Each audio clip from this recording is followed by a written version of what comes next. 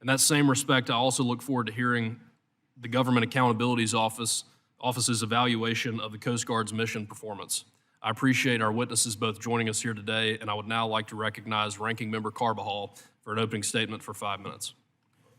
Thank you, Chairman McDowell. I'd like to yield to our ranking member, if it's okay, of our broader T&I committee, Mr. Larsen. Yeah. Thank you, Ranking Member Carbajal, and thank you, Chair McDowell, for calling this very timely hearing. Every day, the women and men of the Coast Guard coordinate and execute law enforcement operations to halt illicit activities, to protect lives, and to safeguard the interests of the U.S. Through partnerships with other federal agencies and with international allies and partners, COSIs interrupt and intercept individuals breaking U.S. and international laws. Coast Guard's been enforcing maritime laws for 250 years, and it shows. From drug and migrant interdiction to IUU fishing enforcement, nobody does it better. Recently, the Coast Guard has intercepted and seized several shadow fleet oil tankers in the Caribbean. By violating international law, these vessels and their operators become subject to search and seizure by the Coast Guard. This is a long-standing Coast Guard authority. To ensure a safely executed mission, Coast Guard personnel work closely with other agencies.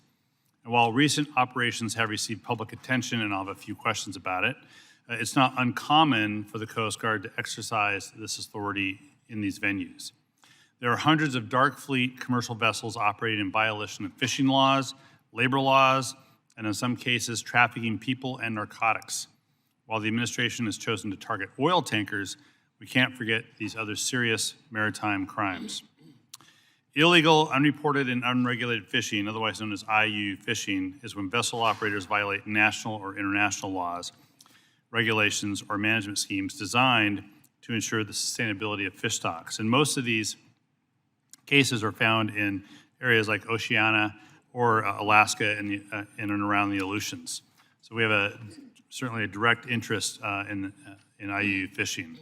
Not only does this put a strain on fish stocks, but it also undermines hardworking fishers who abide by the law, including many of those folks in my district.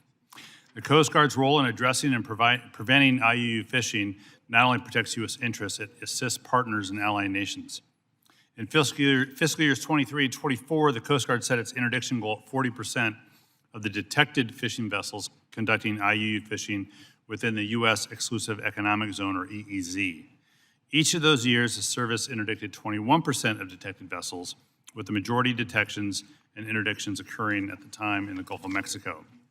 Over the same period, the Coast Guard boarded and inspected 274 fishing vessels on the high seas or within the EEZ of a foreign nation, resulting in 75 violations. So with more resources, I'm hopeful we can improve those numbers. Today, we're going to hear some good news stories about the Coast Guard enforcement activities, but as we discuss those successes, I do want to hear as well how the Coast Guard is ensuring that other core missions, like search and rescue, are not neglected.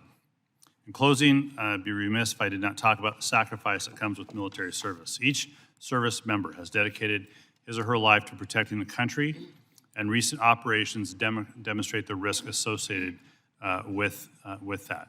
And I look forward to hearing from our witnesses today on ways to improve the lives of COSIs serving at sea who are conducting these law enforcement missions, and how we can continue to support and improve the service. With that, I yield back.